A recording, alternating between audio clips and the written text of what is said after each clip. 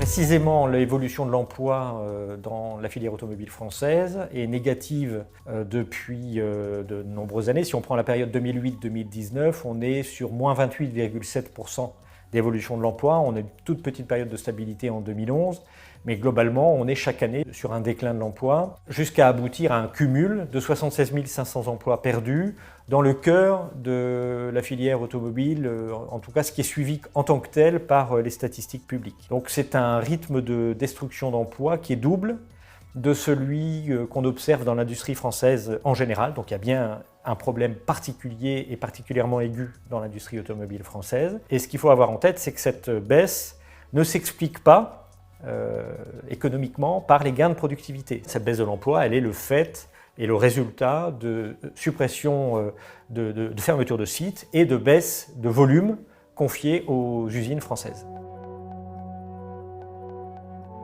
Le développement de l'électromobilité, donc véhicules autonomes et connectés et électrification des chaînes de traction, conduit à une recomposition de la filière. C'est-à-dire que ce qu'on observe, c'est que les fabricants de composants électroniques, de matériel électrique, pèsent de plus en plus dans les approvisionnements de la filière automobile, constructeurs et équipementiers. La raison de ça, évidemment, c'est le besoin d'intégrer de plus en plus de calculateurs. Et ça rend cette filière du matériel électrique, électronique et optique un fournisseur aujourd'hui aussi important que la plasturgie et le caoutchouc. Les difficultés de l'industrie automobile et de l'emploi dans la filière ont eu des effets assez inégaux, assez variables d'une région à l'autre et d'une zone d'emploi à l'autre. On a, par exemple, entre Pays de la Loire et Bretagne, deux régions voisines.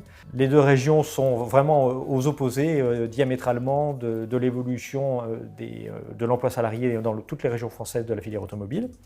Et ça c'est lié au fait que la Bretagne, et c'est vrai aussi à l'échelle des zones d'emploi, a eu un marché du travail de la filière automobile particulièrement fragilisé par son site majeur, qui est PSA Rennes, qui a vu son effectif divisé par 3 concrètement, là où Pays de la Loire, comme Auvergne-Rhône-Alpes et dans une moindre mesure Hauts-de-France, ont pu compter sur une diversification de leur marché dans la filière automobile, voire au-delà. Et ce qui est intéressant à observer d'ailleurs, et c'est une chose qu'on n'avait pas du tout envisagée en 2017, c'est que la région Île-de-France, hyper spécialisée sur les métiers les plus qualifiés, avec les centres de recherche-développement, elle-même a fait un peu moins bien que la moyenne nationale.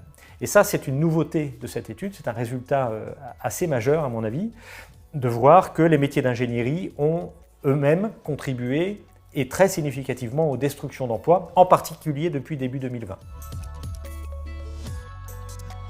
2020-2021 ne sont pas des années pour l'instant suivies par les statistiques publiques parce que c'est trop récent, mais quand on fait une veille presse et web sur les annonces dans la filière automobile, donc l'actualité immédiate en quelque sorte, de 13 000 emplois supprimés. Donc on est sur une poursuite et même une amplification de ce phénomène que je décrivais précédemment sur 2008-2019, de destruction d'emplois. Donc si on ajoute les 13 000 emplois on peut comptabiliser de cette façon-là entre 2020 et 2021 aux 76 500 que j'évoquais précédemment, on est presque à 90 000 emplois détruits dans la filière.